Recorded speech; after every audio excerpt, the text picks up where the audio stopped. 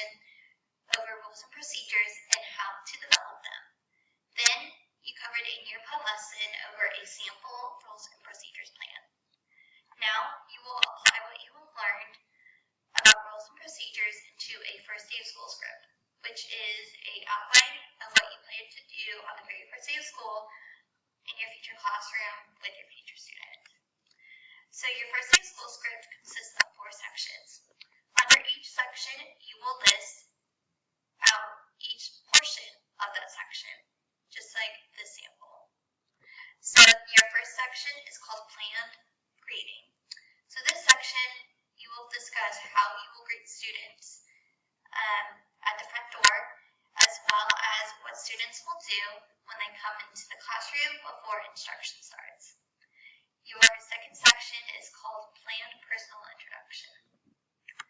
For this section, you will discuss how you will introduce yourself to your students, as well as what information you will discuss about yourself to your students. In addition, you will talk about how students will introduce themselves to their classmates, as well as what information students will tell about themselves to the class. Your third section is the meat and potatoes of this section, which is rules and procedures. In this section, you will first list out your rules, as well as your positive consequences, and then your negative consequences from simple to most complex. And then you will list out each procedure, and in each procedure you will describe what they need to do, what the expectations are.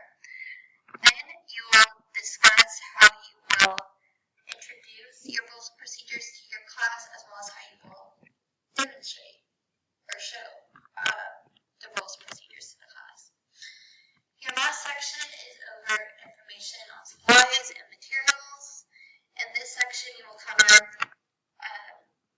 what materials and supplies students need for class, then how will these supplies and materials be stored in the classroom. Lastly, you will discuss how and when students will get these supplies and materials for class.